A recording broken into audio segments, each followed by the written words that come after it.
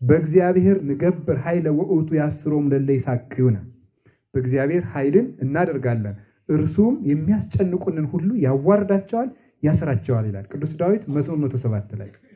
ስለዚህ ምስጋና የተዘጋብንን ነገር ብዙ ሰው እኮ ይዘጋበታል ታውቃላችሁ። ስራ እንዳታገኙ የሚዘጋባችሁ ነገር ሊኖር ይችላል። ይሄን አይነ ጥላ ነው ምናምን የሚለውን አትስሙ። ግን ሰይጣን ለማንም ሰው እየሄደ ግን በር ይዘጋል። ማድረግ ያለብን ምንድነው? ማመስገን። ትዳር ሊዘጋባችሁ ይችላል። እንዳትቀጠሉ ሊዘጋባችሁ፣ በረከት ሊዘጋባችሁ ይችላል። ያን ነገር የምታስከፍቱት እግዚአብሔርን በማመስገን ነው። አንድ አባት የተናገረውን እንገራችሁ። ወደ ሰይጣን ዙረህ ሰይጣንን አታሸንፈውም ይላል። ወደ ማን ዙረህ ነው? ወደ ማን ዙረህ ነው? ወደ እግዚአብሔር ዙረህ ነው። ወደ ሰይጣን ዙሮ ሰይጣንን ማሸነፍ አይቻልም። ወደ እግዚአብሔር ዙረህ ነው። እግዚአብሔርን ስናመሰግን እናንተ ዝም ትላላችሁ፣ የሰራዊት ጌታ እግዚአብሔር ደግሞ ስለእናንተ ይዋጋል ተብሎ እንደተነገረ እኛ ወደ እሱ እንናገራለን። እግዚአብሔር ደግሞ ዲያብሎስን ሁርም ድህሬ ሰይጣን አንተ ክፉ እኔን ከሚከተሉ ሰዎች ወግድላቸው ብሎ ያስወግድልናል። ምስጋና የተዘጋብንን ነገር ይከፍታል። ይክፈትልን መድኃኔዓለም። ምስጋና የሚከተሉንን ጠላቶቻችን መንገዳችንን እንዳያውቁ ያደርጋል። የሚከተሉ ጠላቶቻችን የዳዊትን ሕይወት ነው የምነግራችሁ። የቅዱስ ዳዊትን ቅዱስ ዳዊት ሳኦል በቅናት ምክንያት ይከተለው ነበር ሊገለው። ከዕለታት አንድ ቀን ሳኦል ብዙ ሰራዊት አስከትሎ ዳዊትን ፍለጋ ወጣ። ምን ይላል? ዳዊትን ፍለጋ ሲሄድ ዳዊት ሲሮጥ ሳኦል ሲከተል፣ ዳዊት ሲሮጥ ሳኦል ሲከተል፣ ዳዊት ሲሮጥ ሳኦል ሲከተል ሲሮጡ ቅዱስ ዳዊት እንዲህ ነበር፣ ለይግብኡ ድኅሬሆሙ ጸላይቴ፣ ጠላቶቼ ወደ ኋላቸው ይመለሱ እያለ ይዘምር ነበር። ጠላቶቼ ወደ ኋላቸው ይመለሱ ሲል ተራራ ላይ ሲደርስ፣ ለምሳሌ ተራራው ይሄ ነው ብትሉ፣ ይሄ ተራራው ነው ብትሉ፣ ዳዊት ይሄን ሲሄድ በተራራው ሁለት መንገዶች አሉ። በጎኑ ሌላ መንገድ፣ በዚህ መንታ። ዳዊት በዚህ ሲሄድ ሳኦል በየት ሄደ? በዚህ ሄደ። ጠፋው። ጠፍቶት ተመለሰ ማለት ነው። ምስጋና ከሚያሳድዷችሁ ሰዎች እንድታመልጡ ያደርጋችኋል። እንዳይደርሱባችሁ እየተከተሉ የሚያሰናክሏችሁ ነገሮች ቢኖሩ ሰይጣን ሊሆን ይችላል፣ ክፉ ሰውም ሊሆን ይችላል፣ ምንም ሊሆን ይችላል። ብቻ ወደ እግዚአብሔርም ሆነ ወደ መልካም ነገር እንዳትደርሱ ሰኮናችሁን እያሰናከለ የሚከተላችሁን ነገር እግዚአብሔር ያስቀርልናል። ምስጋና ከሚከተሉን ጠላቶቻችን ዛረተውን ከመሐየለ እግሬ፣ እግሮችን እንደ ብሆር የሚያበረታቸው እግዚአብሔር ነው። እግዚአብሔር ኃይሌ ወፀወኔ ወእቱ ይከልቦቱ ወበአምላኬ የተአደው አለ አረፍት ለአምላኬ የሰነጹ ፍኖቱ። እግዚአብሔር ብሮጥ መጠጊያዬ ነው፣ ብዋጋ ጋሻዬ ነው ብሏል። ስለዚህ እግዚአብሔር ማምለጫ አለታችን ነው። ስንሮጥ ተከትለው እንዳይዙን የሚያደርገን ክፉ ጠላቶቻችን አጋንንት ሕይወታችንን እንዳይዙ ወደኋላ የሚያስቀርልን፣ እኛን ደግሞ የማምለጫ በር የሚሰጠን እግዚአብሔር ስናመሰግነው ነው። ከቃሉ ጋር ናቸው። ከቃሉ ጋር ናቸው። ሶስት ነገሮች ነው የሚቀሩኝ። ምስጋና ደዌን ይፈውሳል፣ እጥፍ ድርብ ሀብት ይሰጣል። ያጣናውን ነገር በእጥፍ እንድናገኘው ያደርጋል። ምስጋና ያጣናውን ነገር በእጥፍ እንድናገኘው ያደርጋል። ከደዌ ይፈውሳል፣ ክፉ መንፈስን ያርቃል። አንዳንድ ጊዜ ክፉ መንፈስ ያለ ምክንያት ተጨንቃችሁ ታውቃላችሁ? ምን እንደሆናችሁ ሳታውቁት ዝም ብሎ ብዥ ያለ ነገር ማለት ነው። በምን እንደተናደረችሁ ሳታውቁት ደርሳችሁ ታኮርፋላችሁ። ይሄ ሁላችንም ነው። እናንተ እያልኩ ተናገርኩ እንጂ ያለ ምክንያት እናኮርፋለን፣ ያለ ምክንያት ብዥ ይልብናል፣ ያለ ምክንያት ይህ ክፉ መንፈስ መጥቶ በዙሪያችን ዝም ብሎ ብን እንደ ሽቱ እንደሚረጭ ሰው እዚህ አካባቢ እየረጨብን ነው። እና የዚያን ጊዜ ያ ክፉ የእሱ መዓዛ ወደኛ ሲገባ እንጨናነቃለን። ያን መንፈስ የሚያርቀው ምስጋና ነው። ደዌንም ይፈውሳል። ከተፈወሱ ሰዎች አንዱ ኢዮብ ነው። ኢዮብ ያ ሁሉ ከብቶቹ አለቁ፣ ልጆቹ ሞቱ፣ ሰውነቱ ቆሰለ፣ ተላ ሸተተ። ባለጸጋው ኢዮብ ቤቱ ወዴት ነው እያሉ ሰዎች ይመጡበት የነበረው ቤት ስለሸተተ የገዛ ሚስቱ እንኳን የት ወጥቼ ልሄድ አለ። ኢዮብ ግን ምን አለ? እግዚአብሔር ይመስገን። የኢዮብ ትልቁ መዋጊያ ጋሻው ምን እንደሆነ ታውቃላችሁ? ምስጋና ነበር። ባለቤቱ የተዋጋችሁ ምንድን ነበር የምትለው? ባርኮ በሙት እግዚአብሔርን ስደብና ሙት፣ ከዚህ በላይ ምን ያደርግሃል ነበር ያለችው። እሱ ግን እግዚአብሔር ሰጠ፣ እግዚአብሔር ነሳ አለ። አመሰገነ። ሲያመሰግን ያ ምስጋናው እግዚአብሔር በደመና እንዲያነጋግረው አደረገው። በደመና ተገልጦ እግዚአብሔር ፈወሰው፣ ዘመኑን አረዘመ፣ ደዌውንም ፈወሰው። ከዚያ በኋላ ተመልከቱ፣ እጥፍ ድርብ ሀብት ይሰጣል ብያችሁ ነበር። ያጣነው ነገር ስናማርር ያጣነው ነገር እንዲያውም ጨርሶ እንዲርቅ ነው የምናደርገው። ስናመሰግን ግን ያጣነው ነገር ተመልሶ እጥፍ ሆኖ እንዲመጣ ያደርጋል። ኢዮብ እጥፍ ልጅ ተሰጠው፣ እጥፍ ግመል፣ እጥፍ በቅሎ፣ እጥፍ ፈረስ፣ እጥፍ በግ፣ እጥፍ ፍየል፣ እጥፍ ከብት ተሰጠው። ምንድነው ይሄን ያመጣለት? ምስጋና ነው። ባጣነው ነገር ላይ አመስጋኞች ከሆን እግዚአብሔር ጨምሮ ያመጣዋል። ስታመሰግኑ ግን መቆየት ግን ያስፈልጋል። ምን ያስፈልጋል? ምስጋና ዋጋ የሚያሰጠው ሲታገሱት ነው። ዛሬ አመስግናችሁ አሁን በገና ደርድራችሁ ሰኞ ማታ በገና ደርድራችሁ ሐሙስ ማታ ጸጋ የሚንጠበጥብላችሁ አይመስላላችሁ። እንደዚያ ከሆነ ምንም አታገኙ። እስከሚመጣ ድረስ ጸንቶ ማመስገን ነው እንጂ አሁን ላመስግን በቃ እስቲ ቆይ እንዴ አባ አመስግኑና ጸጋ ታገኛላችሁ ብሎኝ ነበር። ይኸው ዛሬ ሌሊቱን ሙሉ ስደረድር አድሬ አንድ ነገር አላገኘው ብትሉ እኔ የለውበትም ያልኳችሁ ጸንታችሁ ስታመሰግኑ። ኢዮብ 7 ዓመት ሙሉ ነው የተንገበገበ በቁስል 7 ዓመቱ ነው እያመሰገነ እየቆሰለ።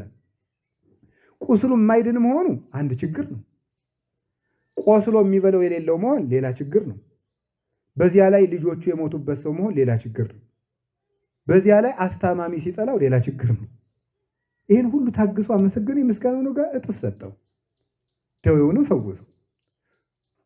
ሁላችንም በየደዌያችን ይፈውሳል። ያጣናውን ነገር ሁሉ እግዚአብሔር ይመልስልን። ያጣናው ነገር ሌላ እንዳይመስላችሁ ጥሩ ክርስቲያንነታችን ነው።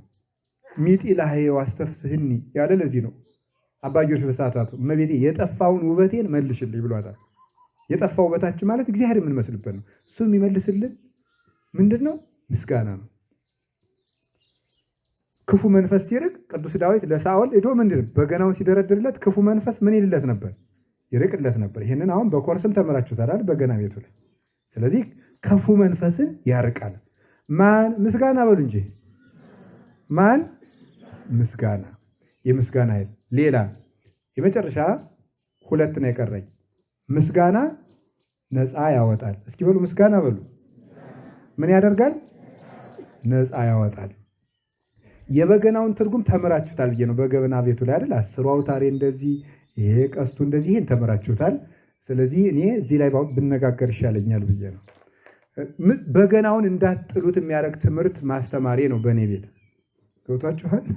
የተመረቃችሁበትን በገና እንዳትጥሉት፣ ምን ያህል ጋሻ እንደታጠቃችሁ እንድታውቁ ብዬ ነው።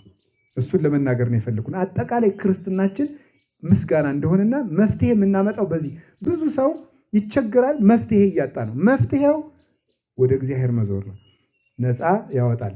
ይሄ የሐዋርያት ሥራ ምዕራፍ 16 ቁጥር 25 ላይ ያለ ሐሳብ ነው የማነሳላችሁ።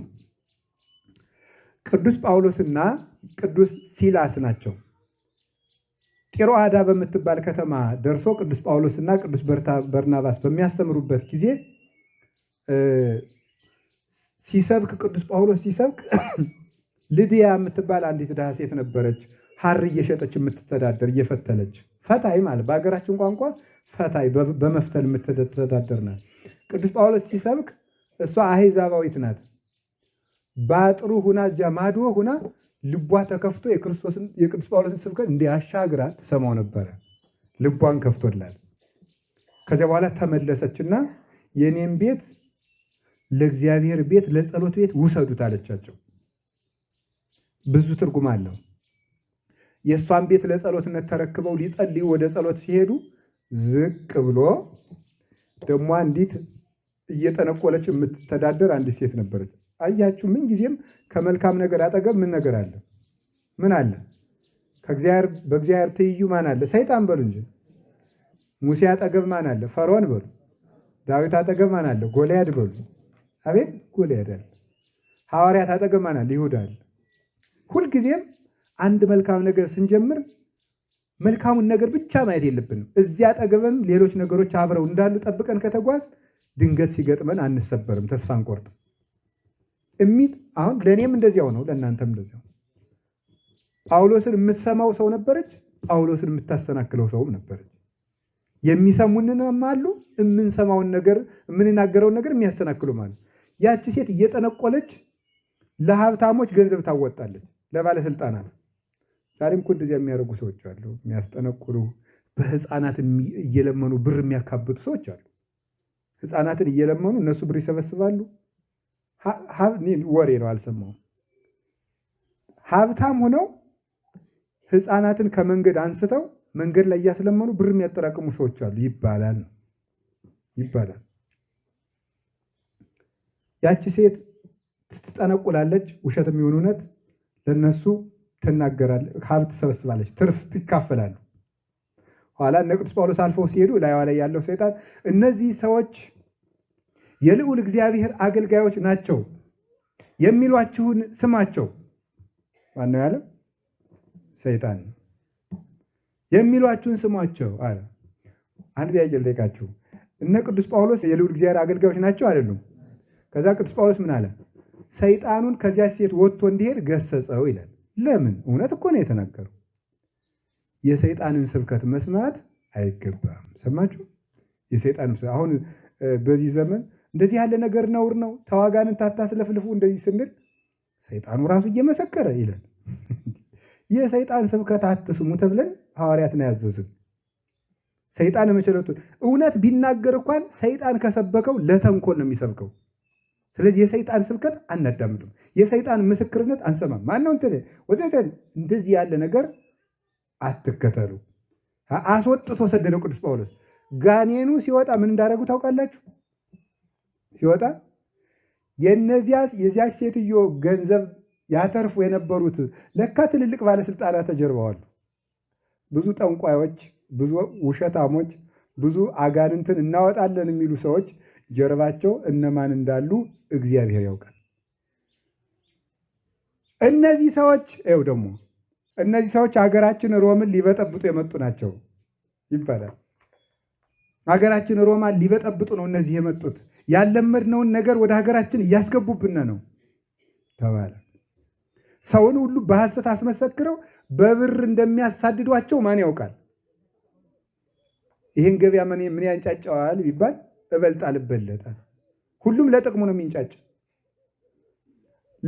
ለቅሶ ላይ ሰው የሚያለቅሰው እኮ ለሞተው ሰው አዝነው አይደለም። የራሱ ወይ ሚስቱ አብሽቃው የሚያለቅስም ይኖራል። ባሏ የደበደባት ትዝ ብሏትም ልትንሰቀሰቅ ትችላለች። የራሱን እያስታወሰ ሊያለቅስ ይችላል ሰው። ልቅሶ ግን ይደምቃል በዚያም በዚህም ብሎ ማለት ነው። ስለዚህ ምንድን ነው ሰዎቹ የሚሉት ለሀገር ተቆርቁረው ነው የሚመስሉት፣ የሚያለቅሱ ግን ለራሳቸው ጥቅም ነው። አባቶቻችን የሚሳደዱት ሲሰቃዩ የሚኖሩት በዚህ ምክንያት ነው። ከዚያ በኋላ ምን ሆነ? እነ ቅዱስ ጳውሎስን ቅዱስ በርናባስን እኒህማ ሀገር አጥፊዎች ናቸው። ይሄ ደግሞ ጎርፍ ይሆናል አይደለም። የነገሩትን ዝም ብሎ የሚሰማ የማይመረምር አለ። ደግሞ ውጣ ሲሉት የሚወጣ ቁጭ በል ሲሉት ቁጭ የሚል ደግሞ አለ። ወጣና ዝም ብሎ እነሱ ምን አደረጋቸው? ገበያ ለገበያ፣ ከተማ ለከተማ፣ አደባባይ ለአደባባይ በመሬት ጎተቷቸው። መሬት ለመሬት እየጎተቱ ጎትተው ልብሳቸውን አወለቁ። ልብሳቸውን አውልቀው ደግሞ እንዳይሞቱ እንዳይድኑ አድርገው ገረፏቸው። ገርፈው ሰውነታቸውን አቁስለው ሲጎተቱ ውለው ደግሞ ግርፋት ገርፈው ሲጨርሱ ወስደው ደግሞ ማታ ቁስል የሚያጥብ የለ ዘመድ የለ ምን የለ ከነ ቁስላቸው ከባዶ ወህኒ ቤት እንዲወረወሩ ተደረገ። እዚያ ውስጥ እንዳለ ወከዊኖ መንፈቀ ሌሊት ሶቢሃ ጳውሎስ ወሲላስ ጸለዩ ወሰብህው ለእግዚአብሔር። መንፈቀ ሌሊት በሆነ ጊዜ ጳውሎስና ሲላስ ሌሊት እግዚአብሔርን አመሰገኑት ይላል። እግዚአብሔር ምን አደረጉት? ምን አላችሁኝ? እስቲ እኔ በሆን ብላችሁ አስቡ። እውነት እስቲ አስቡ። አስቀድሳችሁ ስትመለሱ ሰው ይዞ መሬት ለመሬት በአስፋልቱ ቢጎትታችሁ ከዛ ደግሞ ተቀብሎ ሰው ቢገርፋችሁ ሌላ ጊዜ ታስቀድሳላችሁ? ጭራሽ እኔ ባስቀደስኩ እንድገረፍ ታደርጋለህ ወይ? እግዚአብሔር ቅልጥ ብሎ ይቅር። እንዲህ አይነት ሃይማኖት አትሉም ወይ? አዎ እንዴ! እናንተ እኮ ባታን ጧት ዘክራችሁ ከሰዓት እንቅፋት ሲመጣችሁ ምን አድርጌሽ ነው ባትዬ ነው የምትሉት። እንዲሁ ይገርማል። ራሳችሁ እየተንከረፈፋችሁ አስተውላችሁ ሳትራመዱ እንቅፋት በመታችሁ ቁጥር ገብርኤል ምን አድርጌህ ነው የምንለው እንጂ የእኛ እኮ ጥጋብ እኮ ልክ የለው። ተገርፈው ተደብድበው ተሰቃይተው ጸለዩማ አይደንቀኝም፣ ጸሎትማ አውጣኝም ተብሎ ይጸለያል። ያመሰግኑት ነበር። በማይመች ሁኔታ ውስጥ ፈጣሪን ማሰብ ነው እግዚአብሔርን ማመን ማለት። ከዚህ በኋላ ምን አለ? ወአድለቅለቀ አቢይ ድልቅልቅ ወአንቀልቀለ መሰረተ ቤተ ሞቀ። ታላቅ ንውጽውጽታም ሆነ ከምናቸው? ከምስጋናቸው የተነሳ የወህኒ ቤቱ መሰረት ሁሉ ተነዋወጸ። ወተከስቱ ሁሉ አናቅጽ፣ የተዘጉ በሮች ሁሉ ተከፈቱ። እስኪ በሉ ይሄንን በሉ። የተዘጉ በሮች ሁሉ በሉ። ደግሞ ይኸውላችሁ ሲጎተቱ ብለው እንደውም ያልነገርኳችኋል። ሲጎተቱ ብለው ራቁታቸውን ተገርፈው ከነቁስላቸው ወህኒ ቤት ዝም ብሎ አለም የተዘጋባቸው በታላቅ ግንድ እግራቸውን አጣብቀው ጠርቀው አሰሯቸው ነው። ተመልከቱ። ማሙ ቀን ሲጎተቱ አሉ፣ ሲገረፉ አሉ። እግራቸው እንዳያርፍ ደግሞ ከነቁስሉ በግንድ ታስሯል። እንዲህ ብለው አመሰገኑ። ያ ምስጋና ኃይል ነበረውና የተዘጉ በሮች ሁሉ በምስጋና ተከፈቱ። ስናመሰግን የተዘጋ ይከፈታል ብያችሁ ነበረ። ተነዋወጸ። የታሰሩበት ቤት ተነዋወጸ። ስናመሰግን አስሮ የያዘን ሰይጣን ከነመሰረቱ ይናወጣል። ከነመሰረቱ ነው የሚናወጠው። የእስር ቤት መሰረቶች ማለት የክፋት መሰረት የሆኑ ሰዎች ሁሉ ይነቀላሉ፣ ይጠፋሉ። ሳኦል ከነዘሩ ከነማንዘሩ ከነልጆቹ በገዛ ጦሩ ተነቃቅሎ ነው የጠፋ። የዳዊት መሰረት ግን ክርስቶስ ነበርና ዛሬም አለ። የሚያመሰግን ሰው መሰረቱ የጸና ነው። ያኛው ግን ርይክዎ ለኃጥእ ወተለዓለ ከማር ዘሊባኖስ ወሰበገብ ኃጥአይክዎ፣ ኃጢአተኛ እንደ ሊባኖስ ዘግባ ከፍ ብሎ አየሁት ስመለስ ግን አጣሁት ተብሏል። ከዚያ በኋላ በሮቹ ሁሉ ሲከፈቱ የእስር ቤቱ ጠባቂ ደነገጠ። አምልጠው ነው ብሎ ራሴን ተሰቃይቼ ከሞት በፊት ራሴን ላጥፋል። ቅዱስ ጳውሎስ ምን እንዳለ ታውቃለች? አይዞ እኛ አልጠፋንም፣ ራስህን በራስ ላይ ክፉ ነገር እንዳታደርግ። ወይ ፍቅር! እንዲሁ ቅዱስ ጳውሎስን የሚያህል ሰው እንዲሁ የት ነው የምናይ? እንዲሁ አስሮ ከነቁስሉ በግንድ ጠርቆ ያሰረው ሰውዬ ራሱን እንዳያጠፋ ቶሎ ብሎ ይቆረቆርለታል። ለዚህ አይጨነቅ ነበር። ከዚያ በኋላ ደጁ እንደተዘጋ ነው የተከፈተ። እናንተ ቆይ ማን ናችሁ? የእግዚአብሔር አገልጋዮች ነው። ሄዶ ሰገደላቸው። እባካችሁን ነፍሴ እንድትድን እርዷት አላቸው። ተነስና በኢየሱስ ክርስቶስም ተጠመቅ፣ ከነ ቤተሰብ ትድናል። ቤታቸውን ወሰዳቸው፣ ቁስላቸውን አጠበላቸው። እሱ ተጠመቀ ከነ ቤተሰቡ ክርስቲያን። አያችሁ፣ እሱ የስጋቸውን ቁስል አጠበ፣ እነሱ የነፍሱን ቁስል አጠቡ። ይህን አድርጉ። ይኸው ቆስላችሁ ቁስል የሚያጠብ እንባ የሚያብስ ዘመድ ባይኖራችሁ ምስጋና ዘመድ ይሰጣል። ዘመድ ሰጣቸው። ለቅዱስ ጳውሎስ ቁስል የሚያጠብ ዘመድ ሰጣቸው። ማንን የሰጣቸው? ራሱን አስሮ የሚጠብቃቸው የእስር ቤት ዘበኛ፣ ራሱን ወታደሩን፣ ጠላታቸውን ቁስላቸውን የሚያጥብ አደረገላቸው። ከዚያ በበነጋው ውጡ ብሏቸዋል። ሌሊት ደግሞ ውጡ ብሏቸዋል። አንወጣም ማለት ቅዱስ ጳውሎስ። የእሱ ብልሃት መቼም ተቆጥሮ ያለ አንወጣም። ሌሊት ደግሞ ወስደው ገደል ሊጥሉን ነው። በዚያ ውስጥ ላይ እኛ ሮማውያን ነን። ሮማውያን ሰዎችን እንዴት ገደል ሊጥሉን ነው አለ። ብልሃቱ ነው። በጊዜው የሮም ዜግነት ያለው ሰው አይነካም።